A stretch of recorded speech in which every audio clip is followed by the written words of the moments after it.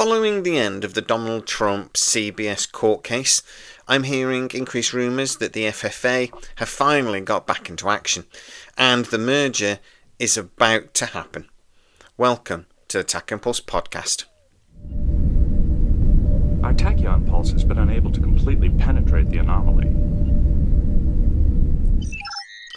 Now, I'm also being told that Skydance are very, very confident that now this is dealt with, that the merger is going to go through very quickly. And speaking to one of our sources that's very close to the sort of legal side of these things, I have an idea of what their priorities are going to be. But first of all, I just want to talk about the FCC, the Federal Communication Commission. And apparently they have been stalling up till now and saying that they needed to have public consultations, etc., etc. But they hadn't actually started any of that process.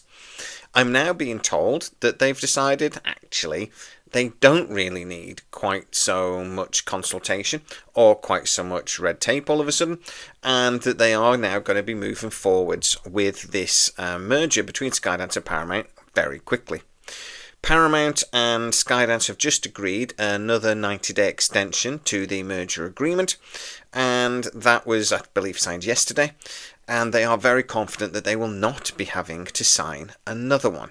So in that case, they are really expecting that the deal will be concluded and pass through the FCC within the 3-month period.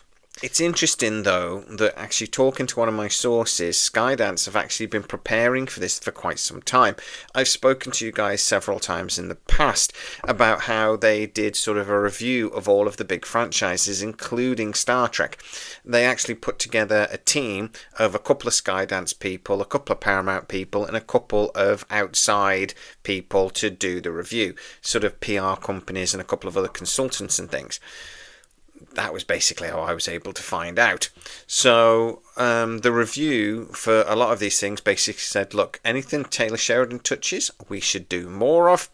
And a couple of other franchises they really want to push, including the movies of sort of like backing a couple of Tom Cruise things and a few other things.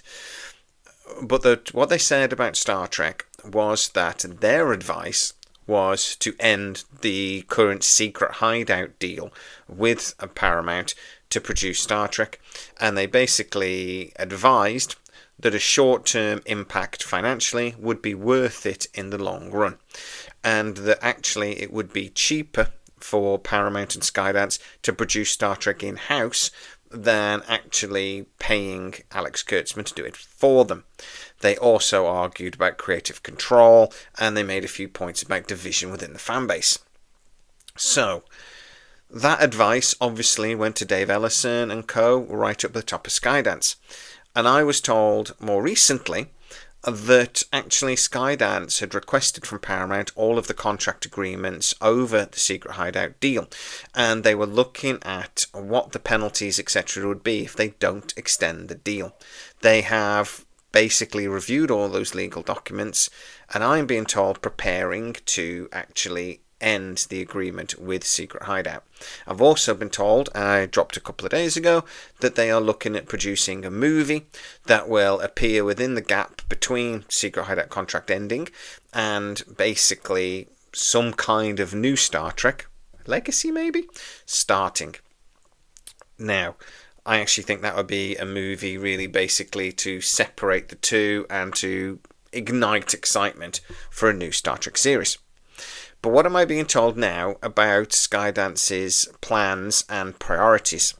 Well, from a business point of view, they do plan to try to start cutting a lot of fat and a lot of the more expensive stuff within Paramount. They've got a lot of land to sell, a lot of studio space to sell, and actually start investing in some of the studio space they have and bring it up to the 21st century. They've got to increase like power and blah, blah, blah. And so, they're going to install these big LED screens and several, etc., etc. That is going to be a relatively long-term plan. Regarding Star Trek, though, I'm being told that really nothing has massively changed, in that they still plan and are prioritising a conversation with Alex Kurtzman and Secret Hideout immediately. as soon as the deal is struck. They want them in. They want to start talking about either extending the deal or, more likely, ending the deal. Now, as again, I've told you guys before, the reason why we're only getting 6 episodes of Strange New Worlds, I'm told, is because they're not confident they can complete a full 10-episode run by the end of the current contract. And because of the noises they're getting from Skydance, they're pretty confident that they're going to lose the deal. So therefore, they're not going to commit to a full 10-episode season now. That would be embarrassing if they then couldn't complete it. I'm actually being told Alex Kurtzman believes the deal is going to end. Now, as again I've said to you before, it looks like Paramount will try and sweeten the deal with Alex Kurtzman and give him some sort of exclusivity deal to complete movies, etc., or maybe even pitch other TV series, not Star Trek. But that will be decided apparently by Christmas.